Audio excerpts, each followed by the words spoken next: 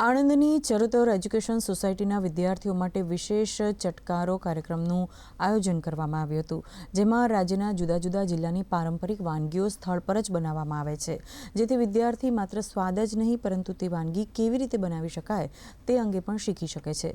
વિદ્યાર્થીઓ સાથે આણંદ શહેરના સ્વાદ રસિકોએ પણ આ કાર્યક્રમની મુલાકાત લીધી હતી. અમારો એનો પર્પઝ એવો છે કે છોકરાઓને આખા વર્ષ દરમિયાન જે કંઈ બી આર્ટ અને ક્રાફ્ટ એકેડમીમાં શીખ્યા હોય તેનું પ્રદર્શન રાખીએ છીએ અને સેલિંગ પણ રાખીએ છીએ. તે સાથે સાથે આપણી ભૂલાતી વિસરાતી વાનગીઓ આપણા વિદ્યાર્થીઓ અત્યારે જે જંક ફૂડ બાજુ ગયા છે એમાંથી ડાયવર્ટ કરવા માટે અમે અહીંયા આગળ એના પણ સ્ટોર સાત્વિક ફૂડના લગાવ્યા છે.